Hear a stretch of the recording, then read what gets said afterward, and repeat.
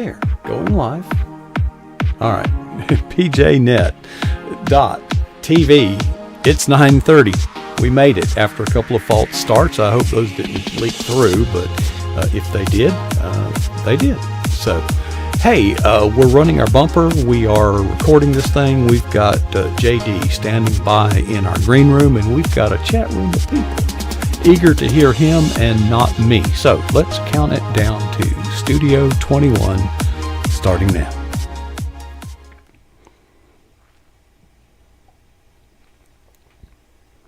Well, that was a rough start. I hope everything's okay. This is pjnet.tv. This is Thursday night. This is 9:30.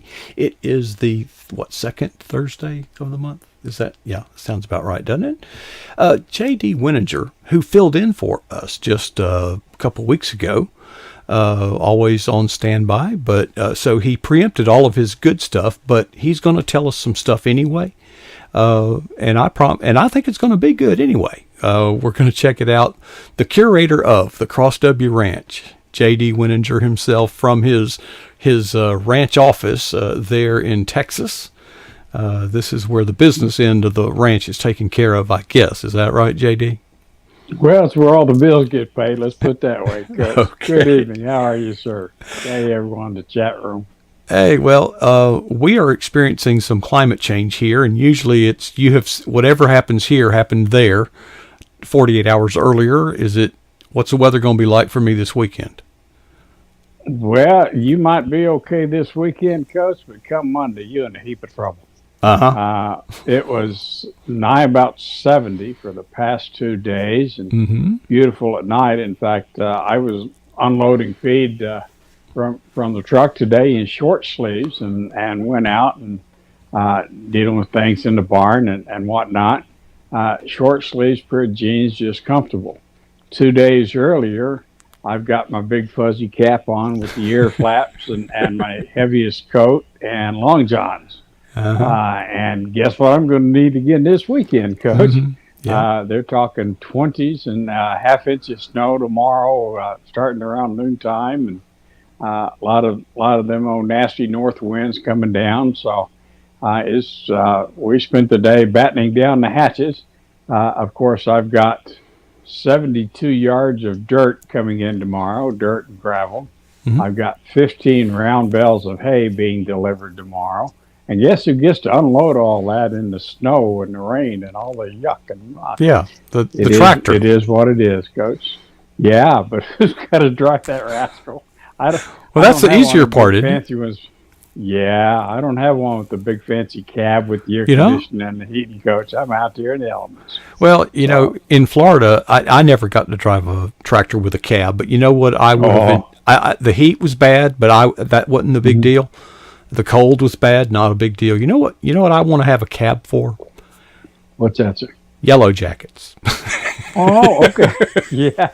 You get into them. They can get after you. They get angry. Sure they get angry, and I'd like to be well away. I'd be more than happy to let them have their place until that night when I come with my poison to kill them. Yes, because them rascals hug the ground. A lot of times their nests will be on the ground. At least they are around here. They are on the ground. And boy, they'll get you. Yeah, yes, and you get in amongst them and don't even know it. And they'll put a whooping on you. Yeah, you'll know it. You'll know it. True enough. Yes, you will. True enough. Yeah. Hey, I wanted to kind of have a theme tonight. Okay. And because you were on just not too long ago filling in, and Sherry Land last week, right? We had a good time, but I was afraid we preempted anything you might say tonight, so I started doing some recon, and I went and looked around, poked around, and you're kind of discoverable. So the theme of tonight's program is new. That's my theme that I gave it, because there's two topics. The most recent topics I found had to do with things that are new. And I thought, well, how appropriate, because this is springtime. I understand. I mean, I have to take it on faith. Actually, here in Florida, it is springtime. The dust is, that thick on the hood of your car. Oh, already, huh? Oh, yeah. We just got a little rain to wash it off over the past couple of days, but it was getting pretty bad. But the newness of spring. And so I wanted to start out. You got a new calf. Yes, sir. 6 days old today is Dante. Dante, as Miss Diane has named him. He's from my oldest cow, or the first cow that we purchased here for the Cross W. Unfortunately, Mama's had a little illness problem, and she's unable to nurse the little guy right now. So we've been having to bottle feed him for the last 6 days. And you think that's really easy, giving a baby a bottle. Just instinctively, any baby knows that it needs to nurse and understands the concept of sucking.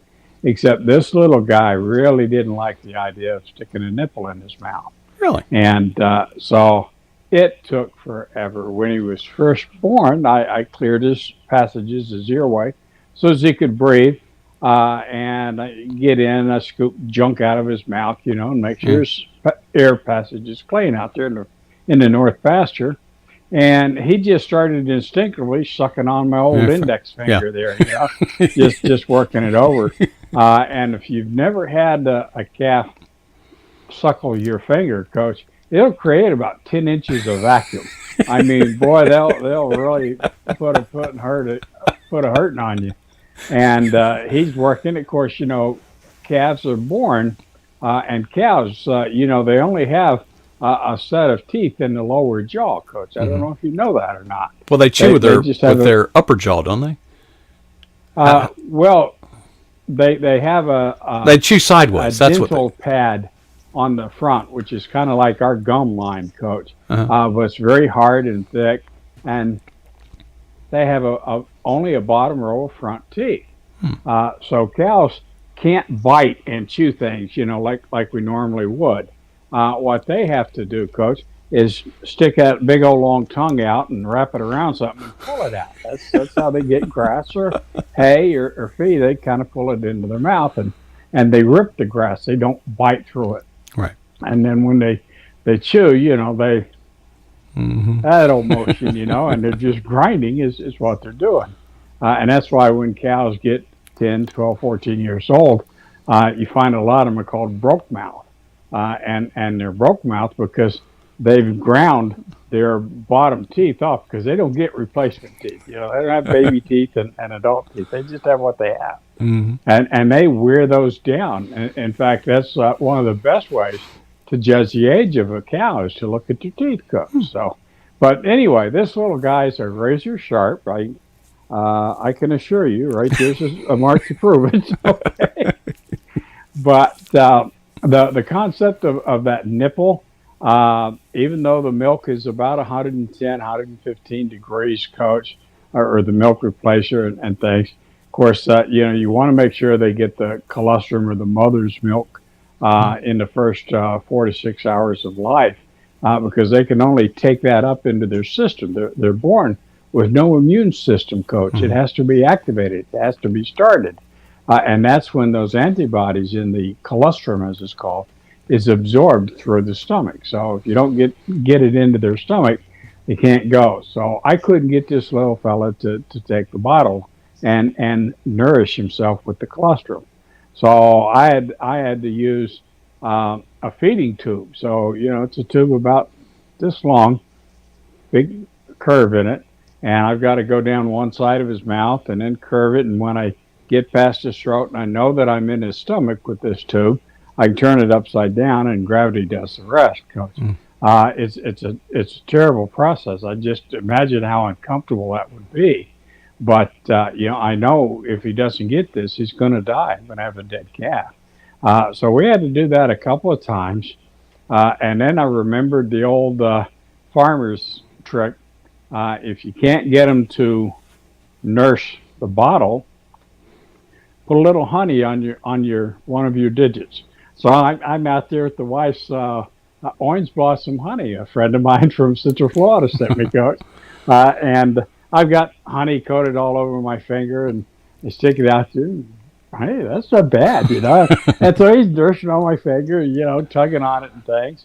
And then, I'll just gently slip that bottle in, and as I pull my finger out, and as long as I've got honey on the nipple Mm-hmm. of the bottle, he'll just go to town on it, Coach. He's gotten past that stage now. He'll seek you out for the bottle now. He's growing and quite rambunctious little fella. But no, if I found, so I kind of nicknamed him Pooh Bear, because he was always looking for that honey before he would nourish himself. But he's doing great, Coach. So yeah, I've got 4 new calves on the ground so far, and many more coming, Coach.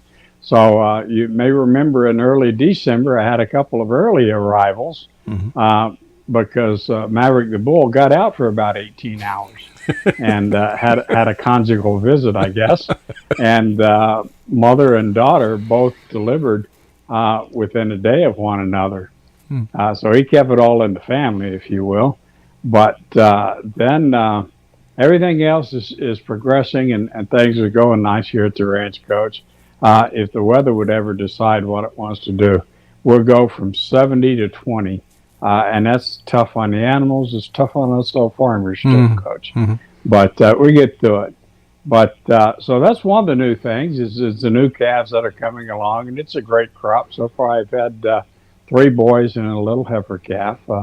Bianca, Antonio, Ronaldo, and Dante now. And like I said, we got plenty more coming, but they're all doing great. But I got a new addition to the ranch, Coach, over the past month, and I'd like to tell folks in my blog this week. It's entitled "The Quiet Cowboy," and I met Mr. John, who now lives here at the ranch. You may remember when they built the workshop, Coach, that's attached to the house or across the carport of the house.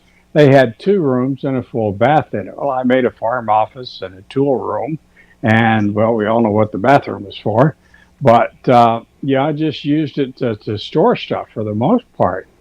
But I met this gentleman at church, and very quiet, one of those back row kind of guys, sat in the far back right, and very quiet. Would spoke if he was spoken to, but he pretty much kept to himself. And real nice older gentleman, just quiet. And so I don't know why, but I felt led I had to engage with this guy. So it took about a month of talking to him. I would purposely seek him out when I got to church. Is John here yet? Is John here yet? It took me 2 weeks to learn his name.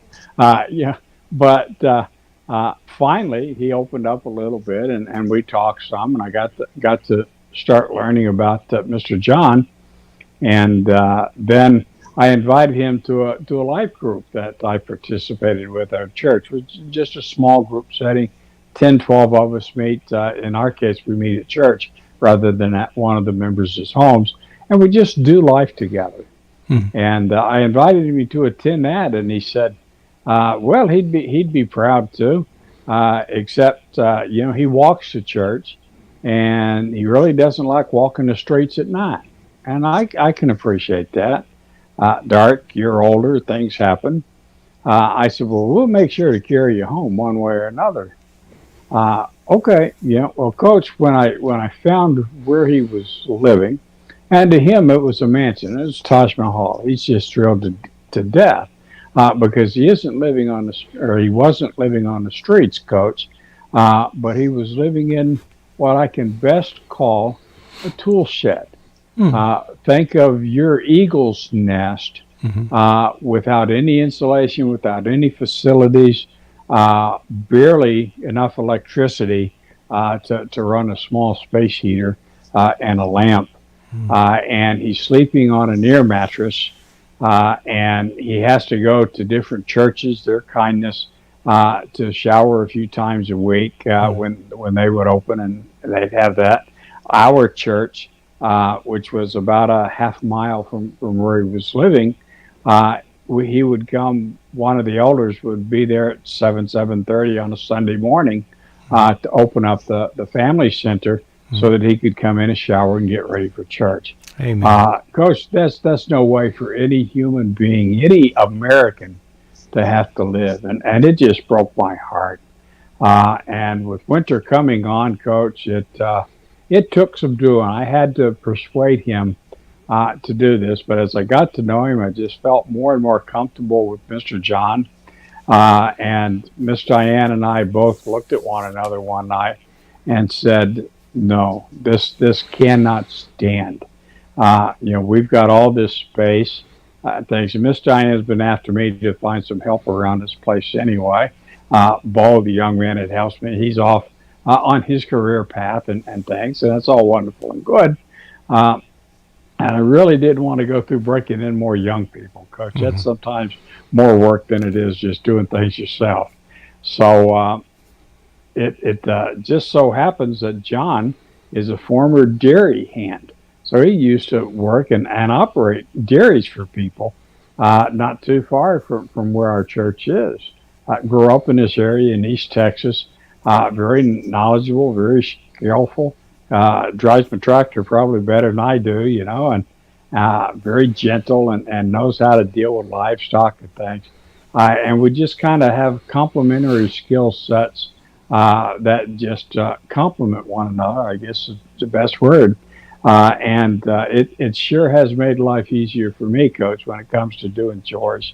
When I've got to unload a trailer full of hay, it's much easier to stand here and unload it, hand it to him, and he'll stack it, or the other way around, than it is carry it, walk over there, set it down, go back, climb up, get it. Yeah, it's a lot. It eliminates about half as many trips up and down the tractor when I got to set out a bale of hay. Just him being there to open the gates and to move the hay ring in place and things like that. So it's been great. He's adjusting to life out in the country again, and just absolutely loves it, Coach. This afternoon, didn't find him for about an hour. And then I happened to see him setting on my disc. So he's setting out in the back by the hay barn. Beautiful sunny afternoon, warm in the mid 60s. And he's just sitting out there, soak up the sun like a big old bird. He just absolutely loving it, and the peace and quiet. He was just out there meditating, but he come in and he was telling me, yeah, well, I spent about an hour out there with Dante, so I just sat on a bale of hay, and Dante, the little calf, comes up and puts his head in his lap and just lays his head on his leg, and he just sits there and talks to him and loves on him, and of course, I think Dante is thinking, do you got food? But just to see his gentle way with the animals and things, Coach. He's just a very caring and dear gentleman, fairly new in Christ. Asked some of the greatest questions. I have to go get out my commentaries and things and to answer some of his questions. But it's been a great experience to me to kind of try to take him under my wing a little bit, or really come alongside him, Coach, and mentor and disciple him as he's growing in Christ, and to see that happening has been a true blessing over the past month, Coach. So that's Mr. John, the quiet cowboy. Like I say, he don't say too much, but he sure is a good worker, Coach. And I'm enjoying the time with him and the way that we're learning together. So one of the statements I made in my blog, as it often happens, the mentor can end up being the one who learns the most in a mentor-mentee relationship. If you're open to it and you're willing to listen and learn. Too many times mentors, we take on that responsibility and we think we just have to be the megaphone or the loudspeaker and just, you sound like Charlie Brown's teacher, just wah, wah, wah, wah. Yeah, and you just drone on, Coach. And you don't know if they get it or not, and I don't think you care if they get it or not. But if you talk with them, if you listen to them first and hear what they have to say, and then respond in kind, or check with them by asking questions. Do you get this? And ask the questions in such a way that they can demonstrate to you the knowledge that they're gaining from you. Then you've got a successful mentoring relationship. And it works well because we have to hold each other responsible in relationships like that, don't we, sir? Absolutely, JD. And the chat room is just inspiring me. So much is going. This could be a Hallmark movie almost. These are good guys in the chat room, Coach. Yeah, I love those folks. I'm impressed with a couple things. One is, over the past few months, you and your bride, Diane, have been going through some things, and I wonder if God didn't kind of know that it was time to send some help, but He didn't send it up to your prayer. Right. He didn't send it up to your front door. He sent it to the church back row, the back pew. But it took the compassion of you and your wife to reach out. So it's quite moving, quite inspiring, because so often we pray and we call on God to part the Red Sea in our troubled lives. Well, that isn't always how He works. Sometimes He works in more subtle ways, but you were receptive. Now, about how old is John? John is 69, Coach. So we're, and that's the amazing thing is we grew up, with the same ideas, the same moral values, the same general things. Now, I grew up in Central Florida, and he grew up here in Picton, Texas, of all places, But our values are so similar, and the things, even our mannerisms are alike, and that's kind of disconcerting, I think, in ways. But Coach, you said something. You mentioned about the compassion that Miss Diane and I have, and I will tell you, she's got a lot of compassion. Just look at what she's got for her husband. You can answer that one, but. I have to tell you honestly, Coach, when you said that, I wanted to shout out, but it's not our compassion. It's God's compassion. And if we don't show God's love in our life, then we have to wonder, is it really there? Yeah. Well, it's compassion in action, it's just a warm story. It's almost like you can't make this stuff up. I'm having to pinch myself to say this is actually a true story. Because here at 69 years old, you have so much in common. You grew up in a time when being to work on time meant being there 20 minutes early.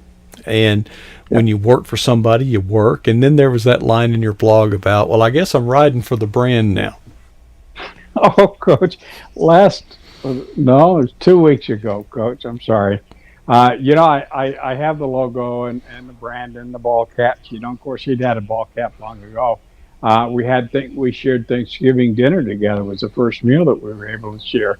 I invited him and his I say his ex-sister-in-law. I should say his widowed sister-in-law. We invited them to share Thanksgiving and later Christmas with us, Coach. They've got no family anywhere close by. John has no family left. He's a sole survivor of his immediate family, his siblings and parents, of course. And so, that's just what Mom and Daddy always did. My adopted mom and dad. There was always another spot at the table. You could always add some more water to the soup. There was always a place for somebody. And we'd find somebody on the street if we didn't have a customer that was in need. But on the holiday meals, we had a guest over for meal on the holidays, and it's what we do. I'm a product of that environment, I guess, Coach. But no, it's been an amazing symbiotic relationship, Coach. Like I said, I'm learning as much from him as he is learning from me, probably more, just by the way that he asks his questions. But back to I'm riding for the brand, I reckon, is I made him a business card. My guess is this is the first business card this gentleman has ever had. He was a farm worker Yeah. his whole life, Coach, you know, Mm-hmm. and just a day laborer and things. This is what you do.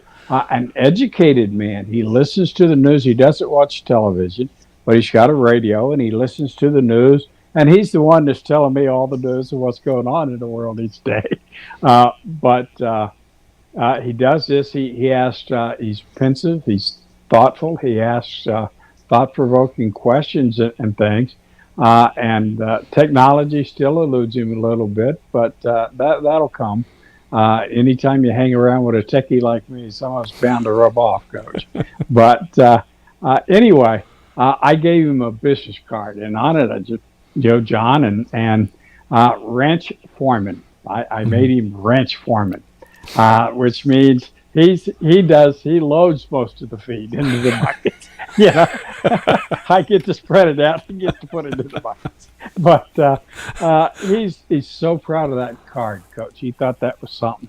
And when I saw that, I mean, he went to church. Hey, Pastor Wilton. Hey, Pastor Gray. Look at the card. And they're, John, that's great. You know, and they're celebrating with him. It's just wonderful to see joy Mm-hmm. in this guy's face, Coach. To see his eyes light up, a broad smile come across his face, and this is a quiet man. You think I'm introverted? You ought to see this guy, right? But just a joy.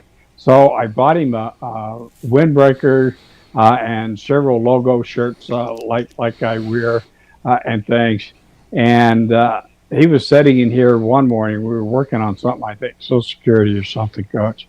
And hey, John, this package came for you.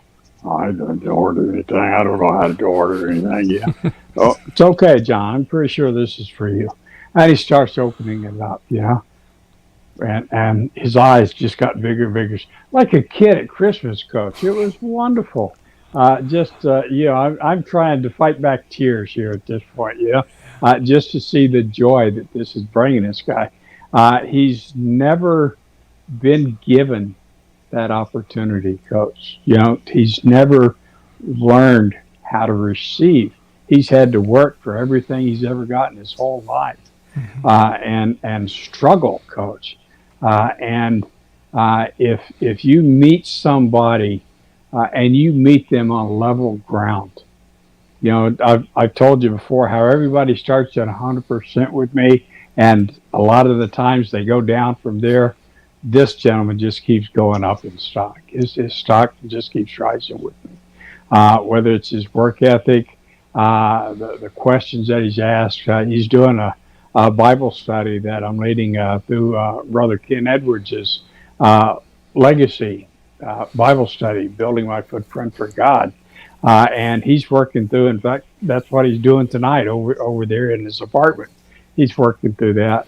The response, though, Coach, I gotta shout out to all the people that read my blog and comment. And I don't know, what have I got? 50 or so comments already. It came out yesterday.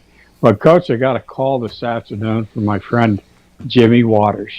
Now, Mr. Jimmy and I went to church together for 8, 9 years almost. Retired Dallas firefighter, tough, hard nosed guy, but a heart of gold. Uh, and he is president or was president of Volunteer Christian Builders. These are retired guys, Coach, kind of like the Florida Baptist Men's Association. Primarily a bunch of retirees, right? But these guys all get together with their trailers and their tools and their talents, and they go around to churches when the hurricane hit down in the Houston area and all the flooding that was just rampant everywhere. I can't tell you the number of churches that they went in and cut out all the drywall up so Oh, high, yeah. you know, and Oh, I know. and dried everything out, re-drywalled the classrooms that they've built and the fellowship halls that they've built. You remember my friend Mrs. Judy Capps and Mm-hmm. Hope Ministries of Northeast Right. Texas. Well, they bought those HUD apartments, and they need a lot of renovation, Coach. We'll just leave it at that, right? You know, you can imagine the condition they were left in some cases. And Volunteer Christian Builders is going to come in for 2 weeks with the whole crew and just work on these 18 apartments and refresh them and update them and things. And they do this at no cost. It's just a volunteer thing. You buy the materials and they'll supply all the labor and the expertise and the knowledge and know-how, coach. But anyway, Jimmy, just a wonderful friend and just a big old heart for God, And he calls me up and says, "Hey, Mr. Jim," "Yes, sir." He said, I read your blog post today, and a lot of folks that read it won't comment or choose not to comment, and that's okay, Coach. But he said, "I just got to tell you," he said, "you touched my heart." He said, "Do you reckon John could use a microwave?" I said, "Well, we've got a stove or a refrigerator, rather, not a stove, but a refrigerator and things out there. Yeah, microwave would be nice." He says, "Because we bought a new one last year, one of them with the convection oven and whatnot in it, a combination microwave convection oven." He said, and I've got the old one now. It's a good microwave, sitting in a box, And he said, "Reckon he could use it?" I said, "Well, sure, Mr. Jimmy." I said, "How much?" He said, "How about a handshake?" I said, "Yes, sir." So he come over. He had a funeral to go to this afternoon, but he comes over and he just so wanted to meet John. And he and his wife, Miss Connie, come over and they bring this microwave. And he's in there and he helps me unpack it and set it up. And he's explaining it to John. And John says, "This thing's brand new," And it just the outpouring of love that I see in the comments and things. I'm going, "Yes, Lord, this is what the body of Christ is supposed to be right here." So it's done my heart good this week to see all the comments, Coach. I just want to thank everybody, Ben and Miss Tammy and Mr. Ron and so many others that have commented this week, Coach. Yeah. Y'all encourage me and you push me to try harder, to be better, and I appreciate y'all. Well, JD, speaking of, Carla Pollard is writing in. She's got a comment on the YouTube channel. Okay. JD, I appreciate you and Miss Diane. I love reading your ranch stories. Your spiritual applications are spot on and deep. Bless you both. And that's over. Now, that's not in the PJ Net chat room, so I want to make sure you got that. Takeaway. Yeah, I may have missed that. Miss Carla's a gem, isn't she? Yeah. She's something special. We're fortunate to have so many good team players here at PJ Net. The takeaway I get, JD, as you were sharing that story, is that, we give our tithes and offerings to the church. We pay our taxes, and we're supposed to. But that thing, we just throw that money out there into a pit. We don't know. See, this is why we shouldn't stop there. Your story of how you reached out and reached into the life of another person in direct ministry. Folks, don't let your tithes and offerings and that be a substitute in lieu of personal engagement, because the Bible says, "Go ye." It doesn't say send someone else. It says go. It says you. Right. JD, you are a testimony to living that commandment, and you have been blessed for it, and John has been blessed by it. Everybody wins. I love those kind of games. JD, And one day I promise I'll bring John on to meet y'all. Okay, Coach? I wasn't going to bring that up, but I'm glad you brought that up because that would be a wonderful day. We look forward to that day. Sooner the better, JD. Appreciate you sharing tonight, and we love you, brother. Thank you, everyone. Love y'all. God bless. Wow. Doesn't get much better than that, does it? JD Wininger here on PJNet.TV.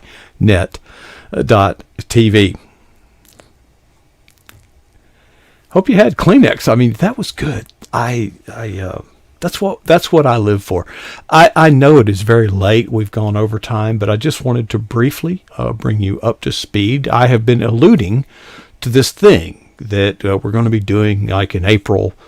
Well, as it turns out, the deadline for that, I just found out today, is March the 22nd, not April the 5th.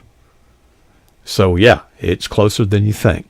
Today, folks, praise God, the rejoicing, just, I don't know how to say it, but God is really providing and blessing.